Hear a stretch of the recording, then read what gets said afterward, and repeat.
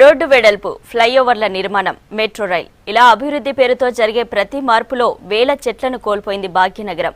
ప్రతి చోట save trees అంటూ మొక్కలు పెంచాలంటూ సూక్తులు కనిపిస్తాయి. కానీ జీవకోటి ప్రాణాధారమైన చెట్లను నిలువునా నరికేసి సిటీలో కాలుష్యాన్ని పెంచుతున్నారు.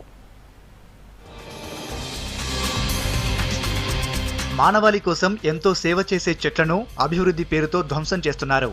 మొక్కలను పెంచడం పక్కన పెట్టిన జనం ఎన్నో ఏళ్లుగా జనానికి నీడనిస్తున్న పెద్ద పెద్ద చెట్లను నరికివేస్తున్నారు. ఒకప్పుడు ఎండాకాలం వచ్చిందంటే ఊళ్ళలో ఉన్న జనం హైదరాబాద్ సిటీకి క్యూ కట్టేవాళ్లు. ఇక్కడ వేసవిలోనూ కూల్గా ఉండటమే కాకుండా ఉక్కపోతే ఉండేది కాదు. కానీ రాను రాను సిటీలో కాలుష్యం పెరిగిపోతోంది. రోడ్ల విస్తరణ, ఫ్లైఓవర్లు, రియల్ ఎస్టేట్ వెంచర్స్, లేటెస్ట్ గా మెట్రో రైల్ ప్రాజెక్ట్ ఇలా ఒకదాని తర్వాత ఒకటి సిటీలోకి ఎంటర్ అయ్యాయి. దాంతో అభివృద్ధి పేరుతో చెట్లను కొట్టివేయడం మొదలైంది.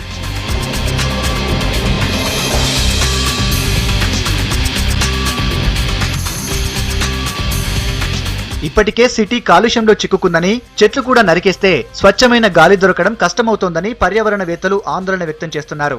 చెట్ల తొలగింపుపై చూపిస్తున్న ఇంట్రెస్ట్ వాటి రీప్లాంటేషన్ పైన ఉంచాలని ప్రకృతి ప్రేమికులు కోరుతున్నారు.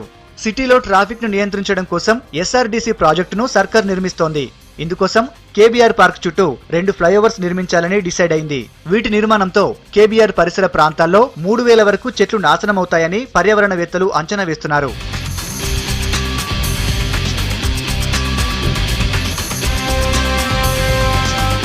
సిటీలో ఉన్న ఒకే ఒక్క జాతీయ స్థాయి గుర్తింపు పొందిన పార్కు కేబీఆర్. పచ్చదనంతో కొద్ది మందికైనా ఉపశమనం కలిగిస్తున్న ఈ పార్కులో చెట్లను తొలగిస్తే సిటీలో మరింత పొల్యూషన్ పెరుగుతుందనేది పర్యావరణ ప్రేమికుల వాదన.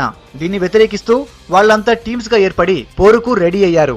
ఇప్పటికే సేవ్ కేబీఆర్, సేవ్ ట్రీస్ అంటూ ప్రచారం చేస్తున్నారు.